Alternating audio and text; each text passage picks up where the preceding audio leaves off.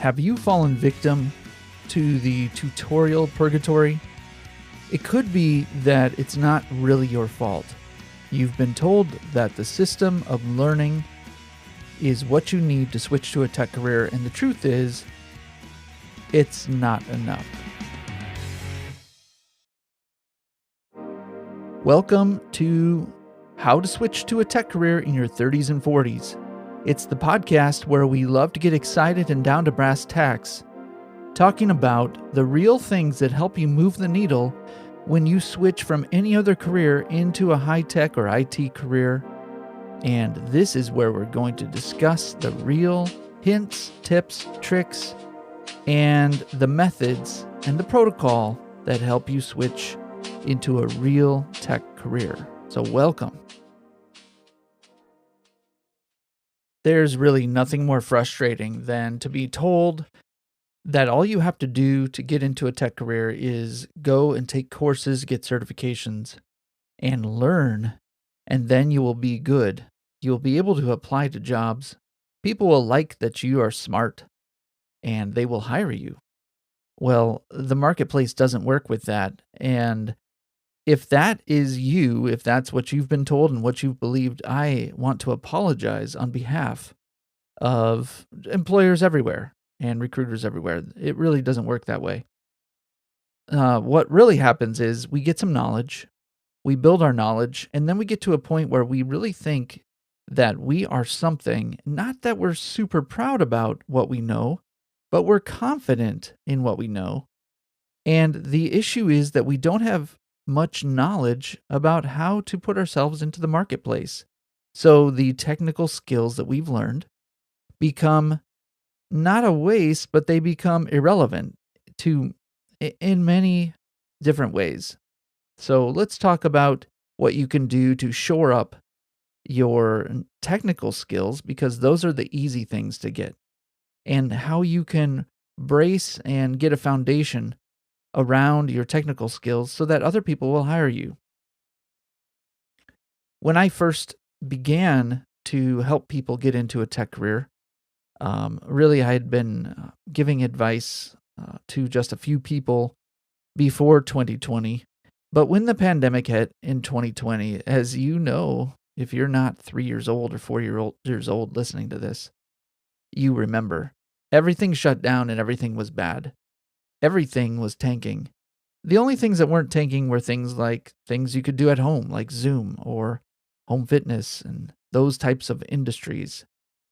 But for the rest of us, we were sitting around with our tech skills wondering, how could we get into a job that we've been studying for, we've been trying to get, and now, everybody gets to work from home. What a better thing to do than get a tech job. And so there was a massive amount of new applicants and new interest in the tech field. What caused the rise in boot camps, therefore, was the vision and hope that people had that they could get into a remote position. Not necessarily a technical position, but a remote job. Boot camps started to spring up. Boot camps that were not known before all of a sudden became known, and tech boot camps started to make money. And to this day, it's 2024 right now as you're listening, of course. And to this day, boot camps are at a position of saturation in the marketplace.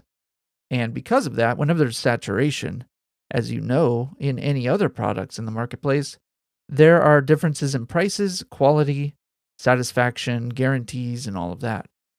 But genuinely, I would say boot camps used to be few and far between, and they really did work. I think of a boot camp that I heard about before I got into helping others, and that boot camp is still around. And I think of several new boot camps or projects that are around that people get involved in, and they're still around as well. But now you have the people who can put money into marketing, and they really, really stand out. So if you found this podcast, for example, through an advertisement or any other way on social media, for example, it's probably not because of an ad I've put out there, because we just don't have ads. We don't have the money for ads. We are just trying to genuinely help people. And so we just put out this content to help you. But you may see a lot of different ads once you start looking on YouTube or Facebook or Instagram, a ton of different ads for boot camps and courses. So here's what the short episode today is supposed to cover for you. So let's dive into that. If you've been doing a lot of information gathering and stuffing it in your brain and trying to do small projects and learn how to do skills and learn how to program or learn how to be a business analyst or a scrum master or a quality engineer, all of these sort of titles go in the same boat of tech or, IT support, those sort of things. If you've been just cramming your brain with knowledge for these roles, what's probably going to happen is you get to a point where you yourself are saturated and your brain can't hold a lot more without giving some output. In other words, when you have a ton of skills, it's not worth it to have those skills if you can't do something for other people. And so you are going to have to start doing projects for other people.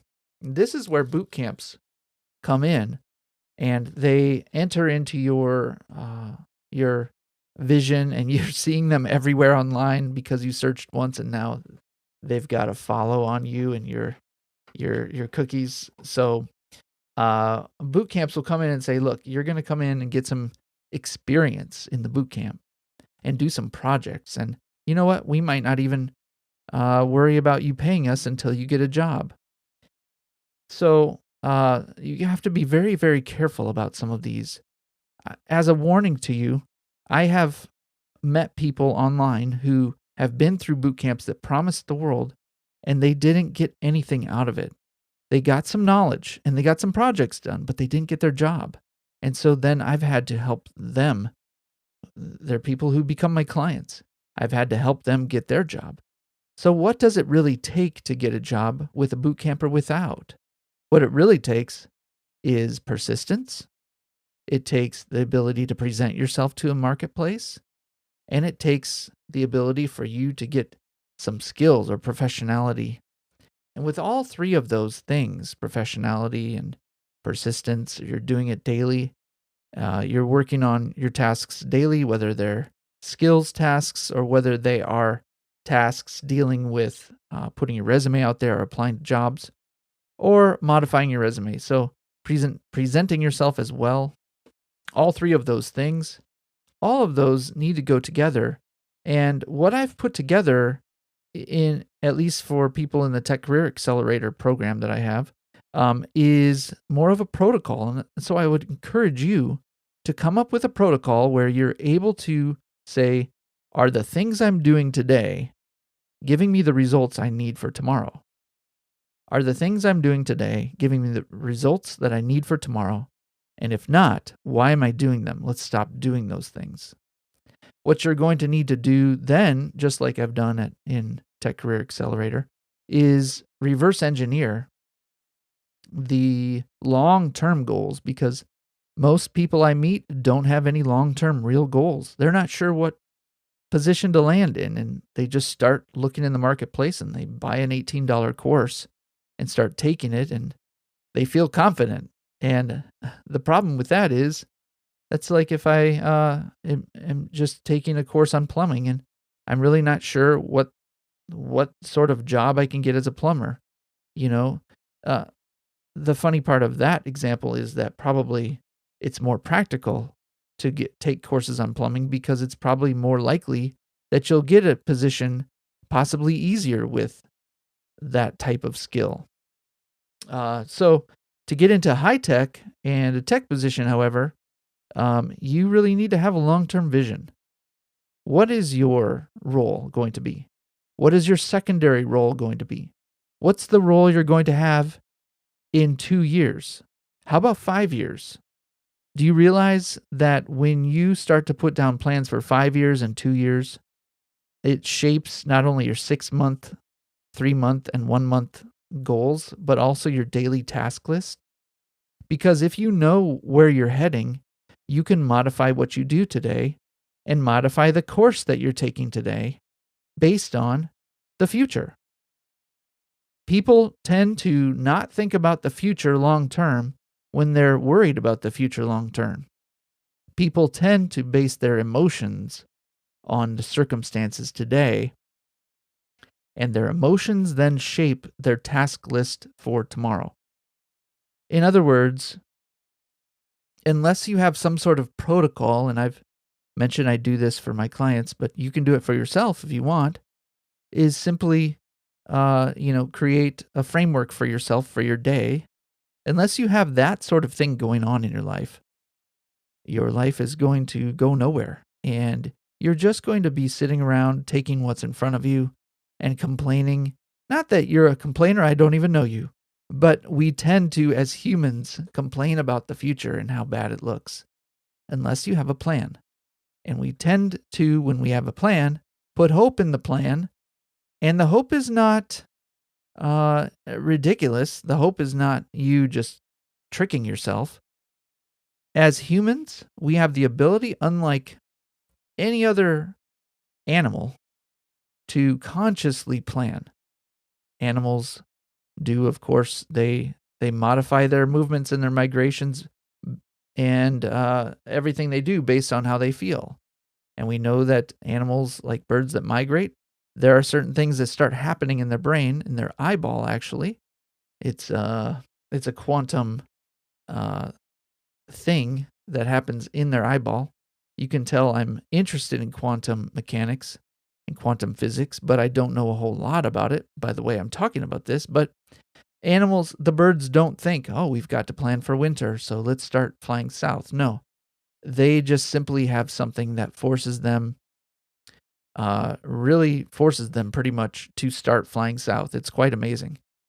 But we don't have that. We go by planning.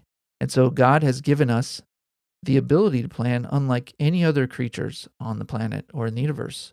So let's take advantage of that. And when we do that, all of a sudden, things start falling into place. So will you plan out the next few years, then the next year, and then plan out the next 90 days, 60 days, 30 days, and even put down a task list for today based on all of the other plans? And I think what you're going to start to see is that you're able to check some things off your list and it will feel very good because you know you're not lost, hopeless, or wandering around. Now, after all of that, if you have no idea how to reverse engineer your future in tech, reach out or fill out the Q&A on this podcast. Contact me if you'd like. I can coach you on the podcast live.